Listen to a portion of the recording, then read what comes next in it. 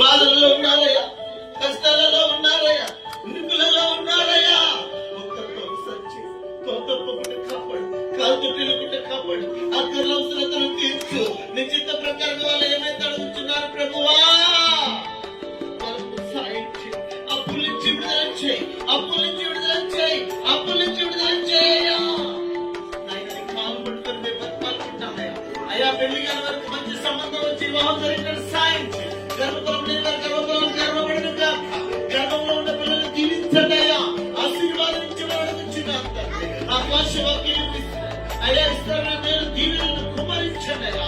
మనల్ని దీవించండి. ఏ పని చేసినా అందరూ చిత్త ప్రకారం దీవించండి అయ్యా. ఆశీర్వాదించమని